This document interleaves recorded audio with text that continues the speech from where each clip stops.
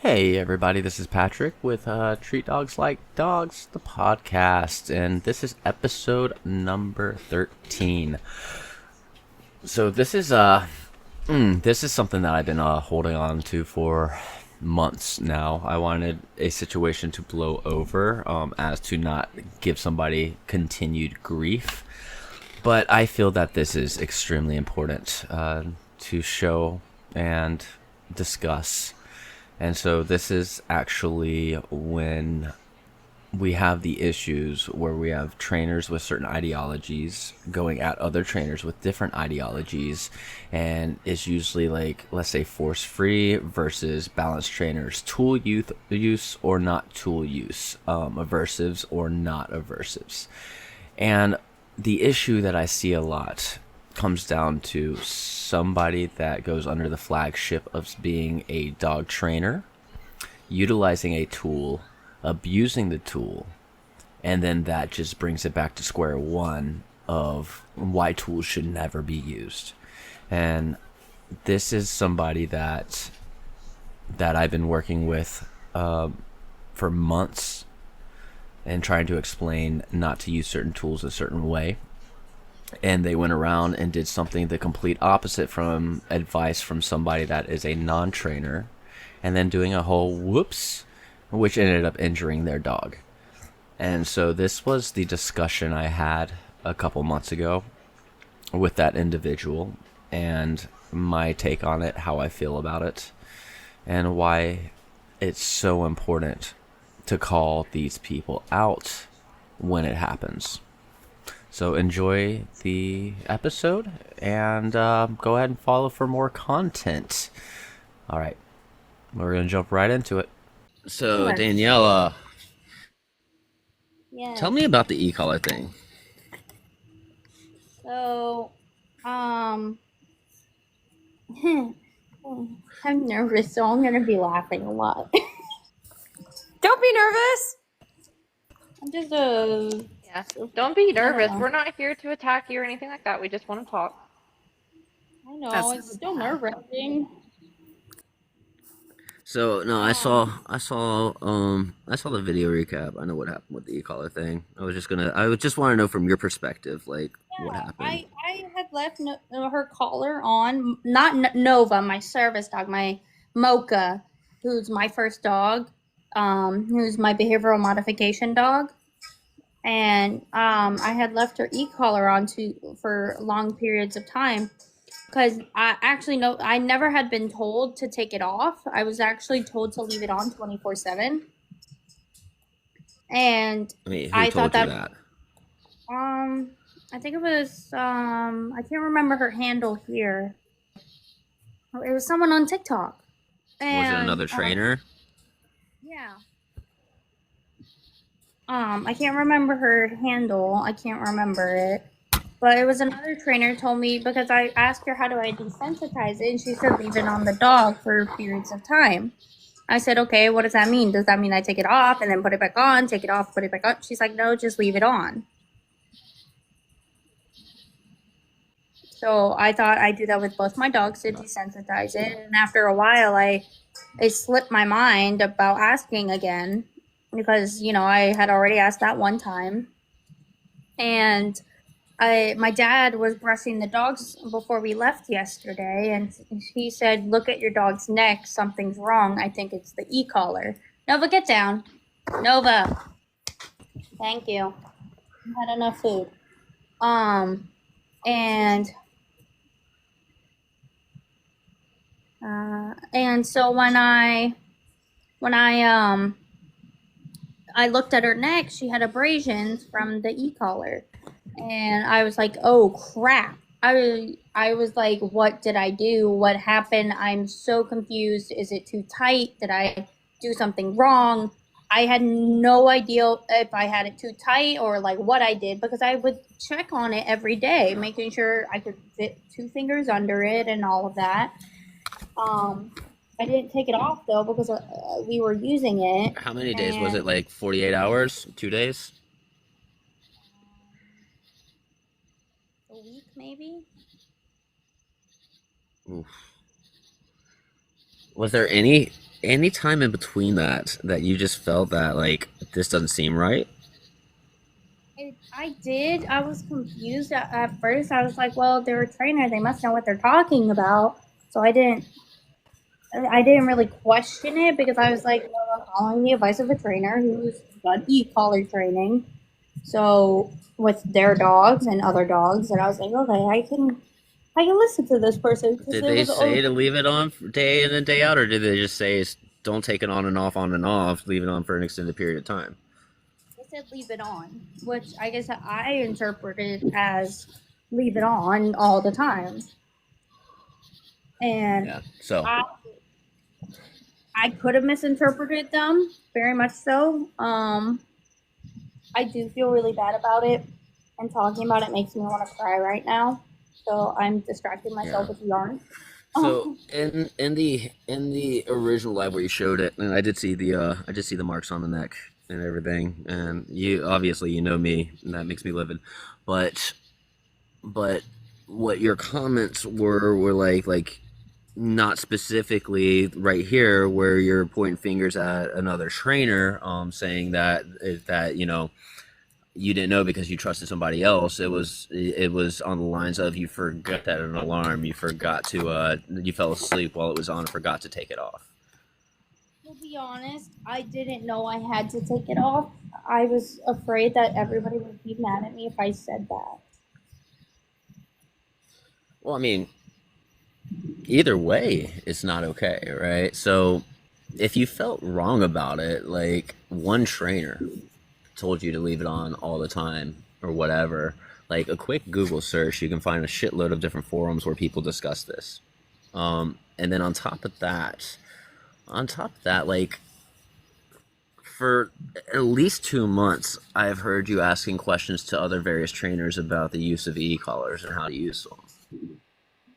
Right, so it's extremely hard for me to believe that you didn't know that it needed to be taken off more so than you were just being irresponsible about it, right? Like extreme negligence, right? And that's really upsets me. It really upsets me because I've been out here day in and day out lately fighting against the R plus because they like to call aversive tools abusive, and then they like to call balanced trainers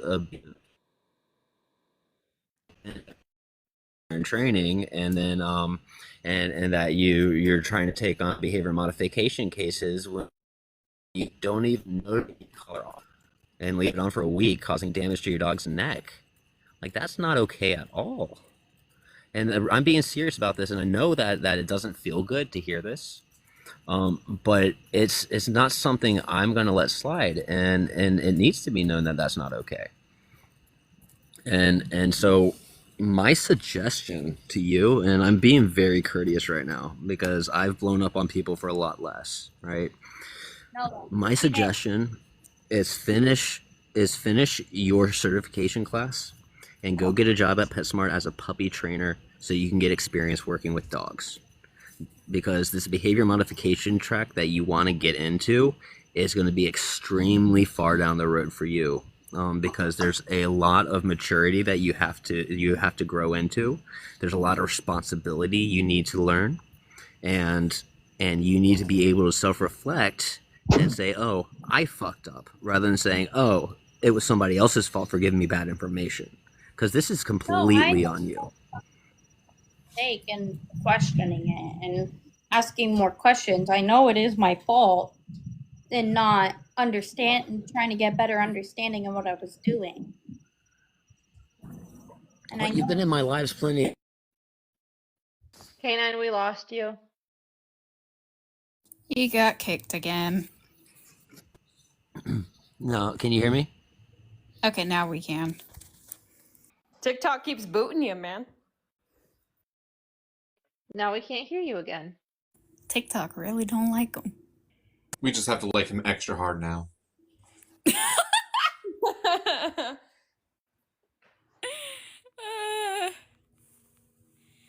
Daniela, you there? All right, see if that fixed it. Can you hear me now? Daniela. Yeah, we got you. We can hear you. Perfect. Daniela Okay. got disconnected. Oh, okay. Okay. She's probably having to rejoin. Yeah, that's fine. If not, I will go text her to make sure she's okay. I don't care if she's okay or not. I care if that dog's okay or not. I care if any dog she decides to work with You're in a bubble. is okay or not. Oh, am I? Yeah. Is this better? Uh-huh. Okay.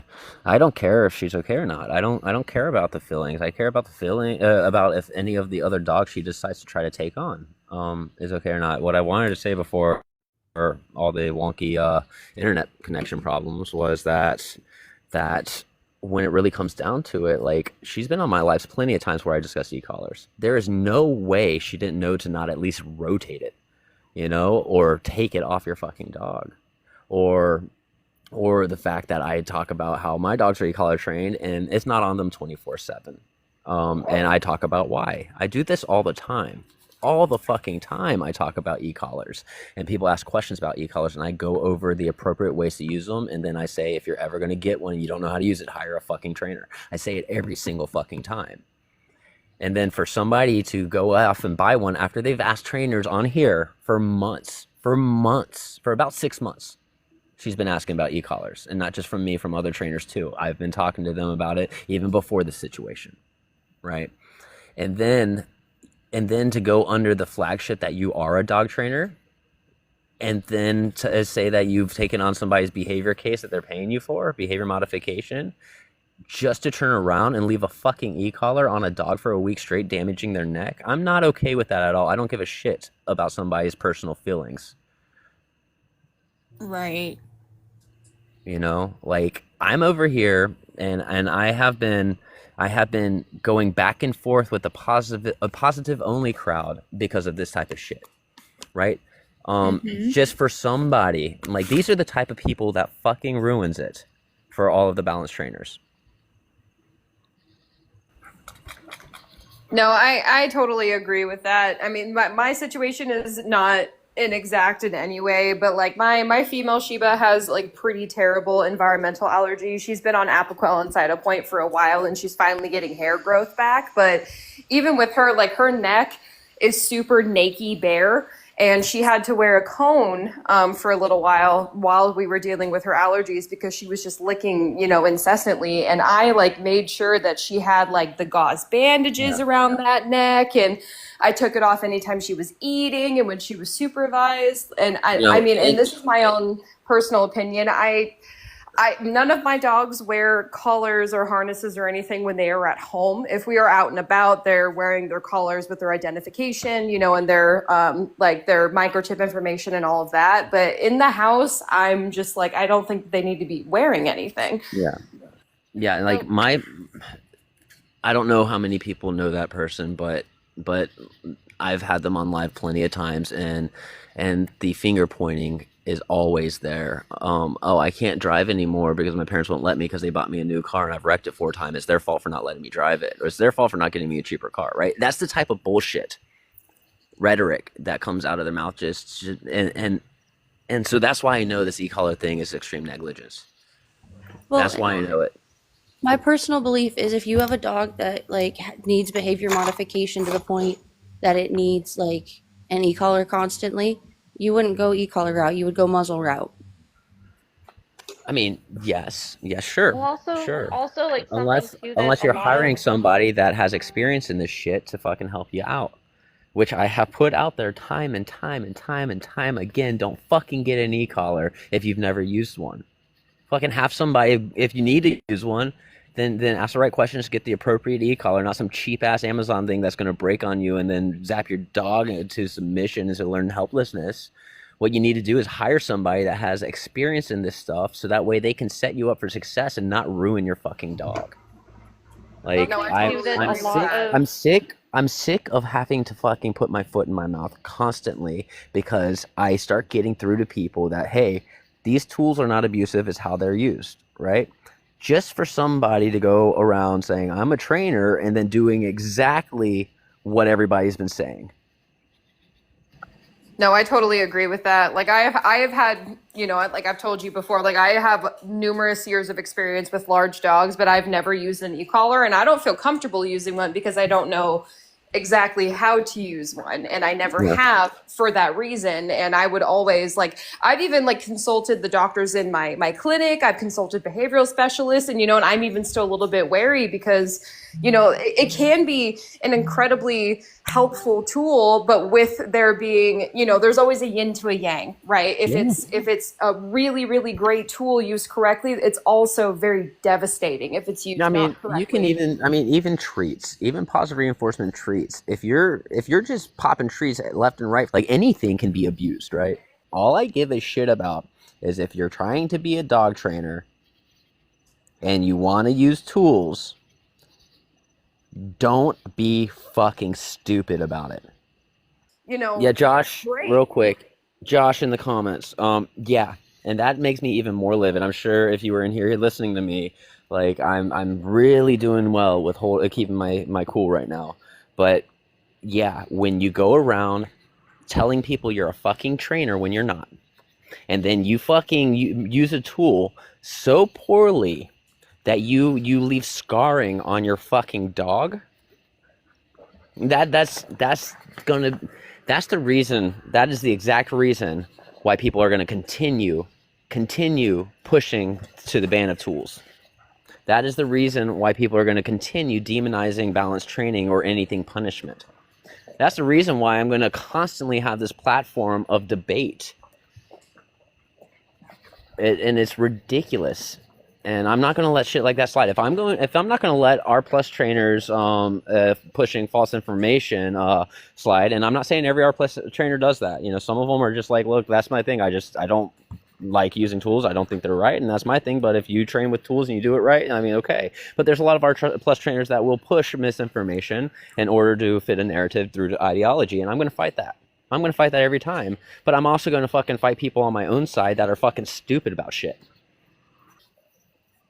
I try to do this And I shit can as appreciate neutral as that. possible. Invite anybody up of any training methodology. I don't care if you're a compulsion trainer or an R plus trainer or anything in between. You're allowed up. We can have a conversation. I want to learn more. I want to communicate. I want us to figure things out and figure out, why this works for this and this doesn't, right? But I'm not going to let abusive behaviors in dog training slide. Behavior modification is not where you start in dog training.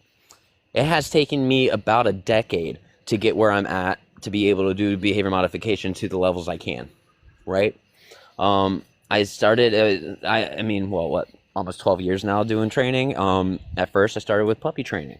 Then I did advanced puppy training and advanced obedience training for other dogs. Started working with higher drive dogs and started switching my methodology around. Then I started seeing dogs that were having a little bit of behavioral issues while we're doing these trainings. And then with a lot of really good guidance and mentors, I started learning about behavioral issues. And I guarantee I put a good 10,000 hours into it before I felt comfortable doing behavioral modification on my own. Like, it's not something you just jump into. Dog body cues can be extremely subtle. Yes, I always talk about how, like, because of the amount of dogs that's been in front of me, and I'm not just talking about a couple, I'm talking about thousands of dogs that have been in front of me. I, at this point, can see very, very minute micro changes in their body language and behavior, right? Things that you just normally wouldn't see. And because of that, I'm able to, on the fly, switch up what I'm doing in order to handle things that are happening at a very micro level. And that really helps me out. That's a lot of experience, but you don't just jump into it and then think that you're going to figure it out. I'm not an advocate for balance training. I'm an advocate for dogs. Mm-hmm. Yes. And so I don't care what spectrum of training you're on, where you fall on your training methodologies. I'm going to advocate for the dog. Whenever I do see this I'm sorry, R plus people, I'm gonna call out R plus community. I know it's not everybody in the R plus community, but it's such a huge culty idealism on the R plus side, as well as anything can have extremes, right? But I see it a lot on the R plus side, right, when it comes to the use of aversives and punishment, right? And and I do a lot of debate with a lot of R plus people all the time, and it's not because I don't think R plus can't work. Whenever somebody does see all these videos and stuff and sees them start getting really controversial, which does happen every so often, some of them will eventually come into my lives. It actually happened the other day. Somebody came in my lives and stuff because they saw me being called out by the ARC Plus community recently, and they're like, "Wait, why is this guy getting so much hate?" It's because they're finally able to hear me actually have conversation and see where I lie, right? And I love positive reinforcement. It is my go-to. I love it, love it, love it. But again, just like you, Mal, I know it's not going to work for every dog that's going to be in front of me, and I'm not going to spend the next 2 years trying to taking somebody's money trying to get this dog to accept treats and living life in stress when I know another more effective way that's going to communicate with that dog, right? So that's why I'm completely okay with using aversives on me. I don't think everybody should use aversives. I also don't think everybody should own dogs. There's plenty of people that I feel personally the way I feel, and anybody can disagree with me if you want to, when it comes to pet ownership and pet husbandry, I feel it's very similar to people out there with plants, right? There's just some people out there that can't keep a plant alive. They just can't. They can do everything, research, have people mentor them. They're not a green thumb, right? They just can't keep a plant alive. There's people like that with dogs too. I'm not saying that they can't keep a dog alive, but they just cannot handle a dog. They just don't grasp it. Yeah, they just don't grasp it, right? There are people out there like that, and so I don't think everybody should own dogs, and that's okay. That's fine. For that. German said R plus told told me to put my dog down. Daisy e-collar was her thing that saved her life. And that's the big reason why. That's probably one of the bigger reasons why I do fight back against the R plus community, is because I would say about 80% of my clients, they didn't call me first. They've been through 4 or 5 different trainers that gave up on their dog and told them to euthanize. And then I go in there and start making behavioral changes within the first session. Doesn't mean that's the only session we had to do, but we started seeing changes immediately. So the big thing that happens in the R plus and the purely positive community is, and especially relating back to what Kanan was saying before with Karen Pryor, the methodology is sound, but the person is reprehensible. The reason why a lot of R plus trainers will turn around and elect to put a dog down is because their methodology gets to a certain point, and because most R plus trainers are so inflexible in their thought process with it, it gets to the point where this does not work. So therefore, it's not my training that's the problem. The dog's defective, so the dog has to be put down. And that's an ego thing. That's an ego thing. That's why I said a little bit ago before you were on here when I was talking about like the whole e-collar thing and learning to train and so on, is that even when behavior modification, you're starting with the easier cases and stuff, you have to be humble about it and know where your limitations are. Like even me as a balance trainer, yes, I do lean towards punishments quite often. I really do, because I believe that dogs need to know their boundaries as well. Well, I mean, it's necessary. Not every dog that I work with absolutely needs punishment, and because of the way I train and my style of training, there are times where I realize, oh, this dog's not going to work well with me because it's just not my style of training. It's not how the dog's going to communicate. And I do have R plus trainers that I'm friends with that I will call and say, hey, I have a case for you. This is what's going on. I think you're going to be more effective to communicate with this dog than I am. And then we go in that route. I'm okay with giving R plus trainers dogs when I know I know that it's not that it's outside of my capabilities. It's just I know that it's a lot more likely I'm going to make a mistake based off of the way I train. Yeah, so I had something in the comments I wanted to touch base on, because they've been waiting patiently, and they actually have been waiting patiently, is when is it appropriate, or when should you send your dog to a positive reinforcement trainer, right? Whenever. Like, do it. It's do your it. choice. Even with behavioral issues, if that's what you have available to you, try it.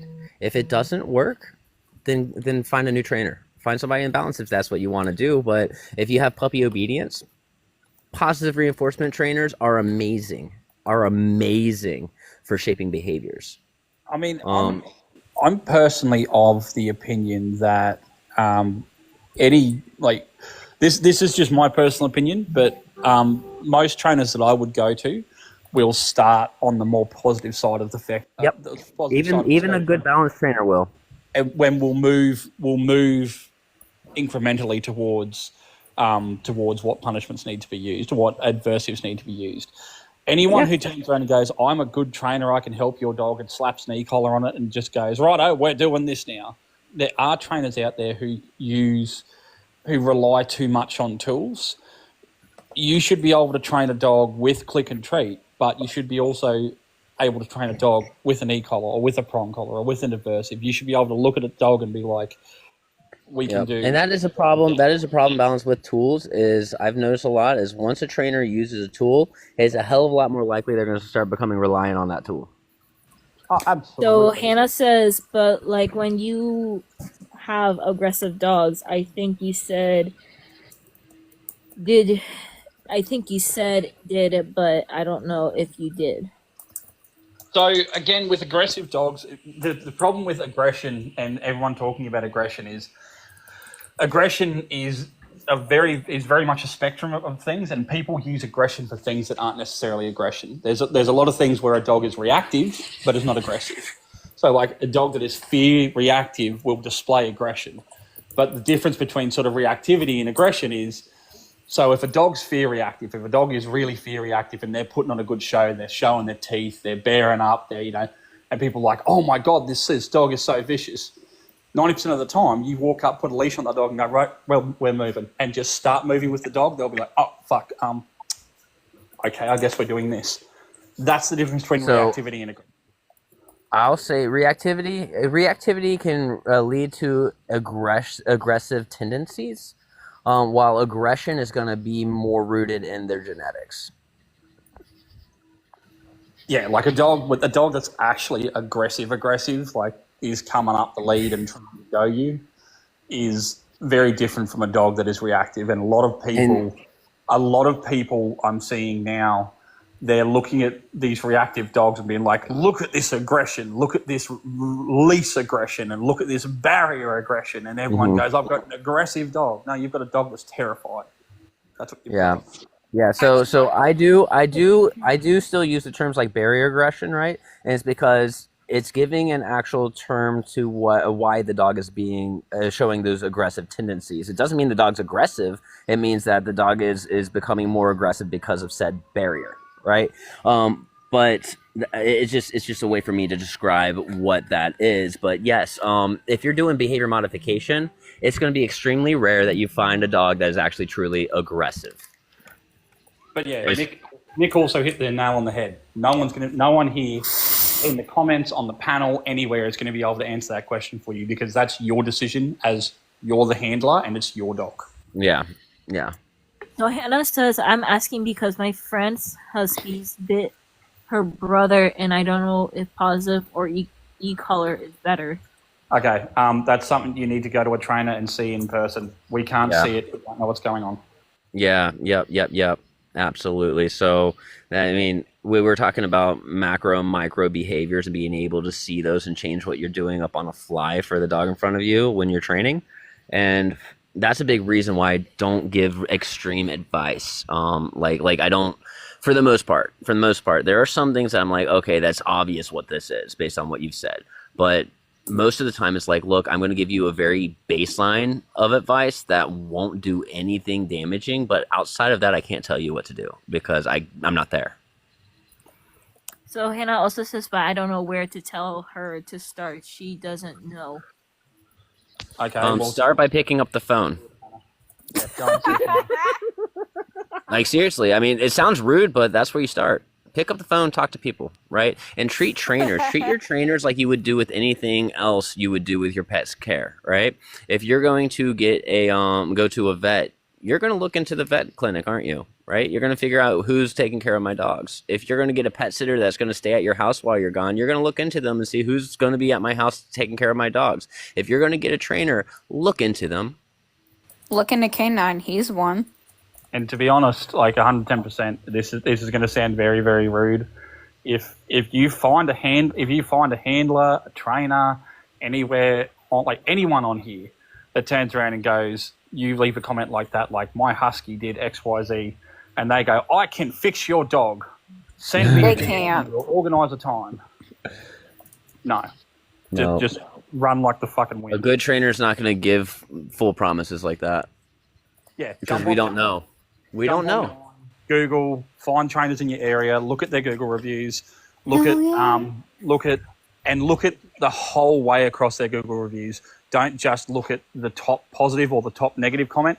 Look across the whole history of their reviews, because there might be situations where they're a really good trainer and they've had a couple of dogs where they just go, I'm sorry, I can't fix this. Yeah, something you can handle, like something. Ask for their resume, basically, so what dogs they've trained. Look at Google reviews, but take Google reviews with a grain of salt. Now, if there's 10,000 really bad reviews and they're like, I can fix everything, maybe don't listen to them. If there's 1 or 2 bad reviews, there's certain situations where I've seen where trainers have gone, sorry, mate, I can't help your dog. And then people blast them on social media like, this trainer's useless. He took money from me and he couldn't fix my dog. Yeah, well, because not every trainer can fix every dog. That's just the unfortunate circumstance of it. Well, the thing is, you're not fixing a dog. It's not You're like your car correcting it. needs a new radiator and you No. go to the mechanic shop and get it fixed. That's not how it works. No, but I'm breaking it down Barney style Yeah. for people in the comments. Yeah. So as Mal owners said earlier that they fire trainers, don't be afraid to fire a trainer. If you don't feel right about a trainer and what they're doing with your dog, you don't have to continue that session. You can stop it right then and there. And with that said, that will be the end of this episode. Everything after that is kind of just rambling on different topics. I just wanted to end it there on a high note, talking about what we were talking about. I hope you enjoyed. I hope you learned a lot and understand the values that we do hold, and that we are all here to advocate for the dog. That is really what we're doing.